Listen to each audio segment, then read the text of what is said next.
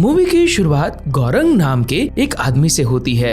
जब उसकी आंख खुलती है तो वह खुद को प्लेटफॉर्म नाम की एक अनोखी जेल के अंदर पाता है। यहाँ जेल अलग अलग फ्लोर्स में बटी हुई थी और हर कमरे के बीचों बीच एक बड़ा हॉल था। इसी हॉल के जरिए ऊपर से एक प्लेटफॉर्म नीचे आता था जिस पर कैदियों के लिए ढेरों पकवान रखे होते थे। जेल का नियम ये था कि ये प्लेटफॉर्म हर फ्लोर पर केवल 2 मिनट के लिए रुकता था। कैदी उस दौरान जितना चाहे उतना खाना खा सकते थे, लेकिन प्लेटफॉर्म के आगे बढ़ते ही उन्हें खाना छोड़ना पड़ता था। इस जेल में अनगिनत लेवल्स थे और हर लेवल पर 2 कैदी रहते थे। गौरंग के साथ उसी सेल में एक बूढ़ा आदमी था जिसका नाम ट्रिम गासी था। गौरंग को इस जगह के तौर तरीकों का अंदाजा नहीं था। वह यहाँ अपनी मर्जी से केवल 6 महीनों के लिए आया था ताकि अपनी सिगरेट की लत छोड़ सके और बदले में उसे एक डिग्री मिल सके। जब वे बात कर रहे थे तभी कमरे में ग्रीन लाइट जलती है। इसका मतलब था कि प्लेटफॉर्म उनके लेवल पर आ चुका है। उस पर ऊपर वाले फ्लोर के लोगों का बचा कुचा और जूठा खाना रखा था। प्लेटफॉर्म रुकते ही ट्रिम गासी किसी भूखे जानवर की तरह खाने पर टूट पड़ता है। गौरंग को ये सब घिनौना लगता है। वह खाने में से केवल एक सेब उठाकर अपनी जेब में रख लेता है ताकि उसे बाद में खा सके। जैसे ही प्लेटफॉर्म नीचे जाने लगता है, ट्रिम गासी उस बचे हुए खाने पर थूक देता है। गौरंग के टूकने पर वह कहता है, हैरान मत हो, ऊपर वाले भी हमारे खाने के साथ ऐसा ही करते हैं। तभी अचानक कमरे का तापमान तेजी से बढ़ने लगता है। ट्रिम गासी चिल्लाकर कहता है, जब तक तुम उस सेब को नीचे नहीं फेंकोगे तापमान बढ़ता रहेगा। यहाँ कोई भी खाना जमा करके नहीं रख सकता। अगर नियम तोड़ा तो या तो हम गर्मी से जल जाएंगे या ठंड से जम जाएंगे। गौरंग डर कर सेब नीचे फेंक देता है। गौरंग बताता है कि वह यहाँ डिग्री के लिए आया है, जिसे सुनकर ट्रिम गासी उसका मजाक उड़ाता है। ट्रिम गासी अपनी कहानी सुनाता है कि कैसे एक चाकू के विज्ञापन से गुस्सा होकर उसने अपना टीवी खिड़की से बाहर फेंका, जो किसी राहगीर के सिर पर गिरा और उसकी मौत हो गई। इस वजह से वह यहाँ सजा काट रहा है। ट्रिम गासी एक डरावना सच बताता है कि यहाँ हर 30 दिन में कैदियों का लेवल बदल दिया जाता है। वो पिछली बार 132वें लेवल पर था जहाँ खाने का एक दाना तक नहीं पहुँचता था, फिर भी वह जिंदा बच गया। गौरंग को लगता है कि अगर हर कोई मिल बांट कर खाए तो खाना आखिरी लेवल तक पहुँच सकता है। वह ऊपर वालों को समझाने के लिए आवाज देता है पर कोई नहीं सुनता। जब वह नीचे वालों से बात करना चाहता है तो वे उसे गालियां देते हैं। ट्रिम गासी उसे समझाता है, नीचे वाले तुम्हारी बात क्यों सुनेंगे, वे तो तुमसे नीचे है और ऊपर वालों से तुम बात नहीं कर सकते क्योंकि वे तुमसे ऊपर है। जेल के नियम के अनुसार हर कैदी को अपने साथ एक चीज लाने की इजाजत थी। गौरंग एक नॉवेल लाया था जबकि ट्रिम गासी वही चाकू लाया था जिससे उसने कत्ल किया था। गौरंग को शक होता है कि पिछले लेवल पर जिंदा बचने के लिए ट्रिम गासी ने शायद अपने साथी को मारकर खा लिया होगा। जैसे जैसे दिन बीतते हैं, गौरंग भी उस सिस्टम का हिस्सा बनने लगता है और जूठा खाना खाने में माहिर हो जाता है। एक दिन प्लेटफॉर्म के साथ मिहारू नाम की एक जख्मी लड़की नीचे आती है। गौरंग उसकी मदद करना चाहता है लेकिन ट्रिम गासी उसे चेतावनी देता है। वह पागल है, हर महीने अपने बेटे को ढूंढने नीचे जाती है और बीच में आने वाले हर इंसान को मार देती है। जब प्लेटफॉर्म नीचे पहुंचता है तो निचले फ्लोर के लोग मिहारू पर हमला कर देते हैं, लेकिन वह अकेले ही उन सबको मौत के घाट उतार देती है और प्लेटफॉर्म के साथ फिर से नीचे अंधेरे में ओझल हो जाती है। 30 दिन बीत चुके थे और गौरंग अब इस माहौल में ढल गया था। महीने के अंत में सेल में स्लीपिंग गैस छोड़ी जाती है जिससे सब बेहोश हो जाते हैं। जब गौरंग की आंख खुलती है तो वह खुद को बेड से बंधा हुआ पाता है। अब वे 171वें लेवल पर थे जहां खाने का एक तिनका पहुंचना भी नामुमकिन था। ट्रिम गासी जानता था कि गौरंग युवा और ताकतवर है, इसलिए उसने उसे पहले ही बांध दिया था। वह गौरंग से कहता है, मैं तुम्हें मारना नहीं चाहता, लेकिन जब भूख बर्दाश्त से बाहर होगी तो मुझे तुम्हें थोड़ा थोड़ा काटना पड़ेगा। मैं कोशिश करूंगा कि तुम जिंदा रहो। 8 दिनों तक ट्रीमगासी खुद पर काबू रखता है, लेकिन अंत में भूख हावी हो जाती है। प्लेटफॉर्म पर केवल खाली और झूठे बर्तन आ रहे थे। वह गौरंग को जिंदा रखने के लिए उसके जांग के मांस को धीरे धीरे काटना शुरू कर देता है। ठीक उसी समय मिहारू प्लेटफॉर्म से वहां पहुंचती है। वह ट्रीमगासी के सिर पर बोतल फोड़कर उसका गला काट देती है और गौरंग को आजाद कर देती है। आजाद होते ही गौरंग गुस्से में बेहोश ट्रीमगासी पर उसी के चाकू से हमला कर देता है। मिहारू गौरंग के जख्मों पर पट्टी बांधती है और ट्रीमगासी का मांस निकालकर खाने लगती है।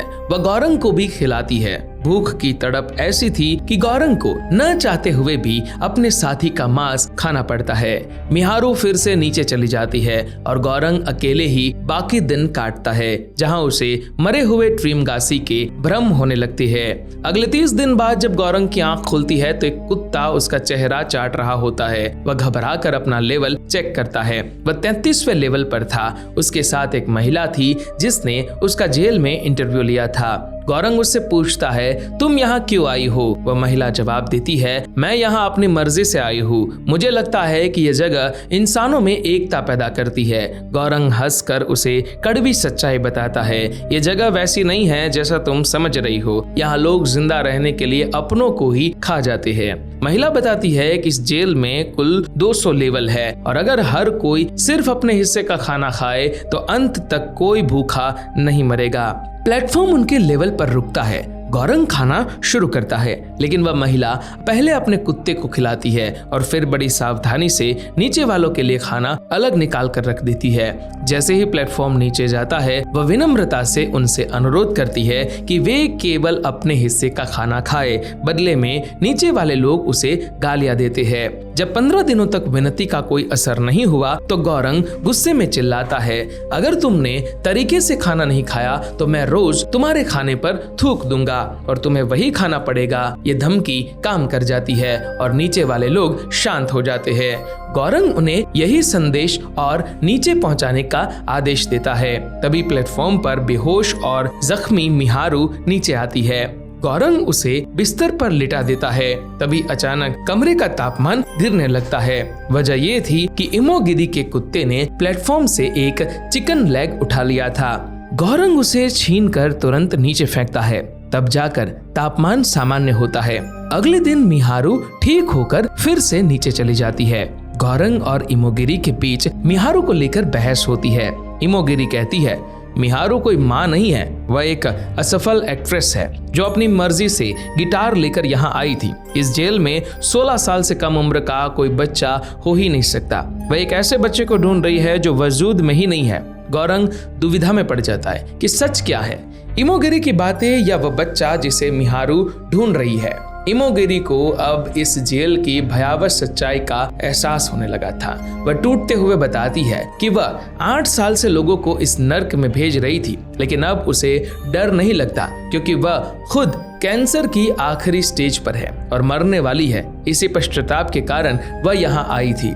महीना खत्म होता है और गौरंग की आंखें 202वें लेवल पर खुलती है। वहां का नजारा देखकर उसकी रूह कांप जाती है। इमोगिरी ने खुद को फांसी लगा ली थी। उसने सोचा था कि यहाँ सिर्फ 200 लेवल है, लेकिन सच्चाई ये थी कि मौत का ये कुआं और भी गहरा था। अकेलेपन और भूख के बीच गौरंग को अब मरे हुए ट्रीमगासी और इमोगिरी के भ्रम होने लगते हैं। इमोगिरी की परछाई उससे कहती है कि उसने आत्महत्या इसलिए की ताकि गौरंग उसे खाकर जिंदा रह सके।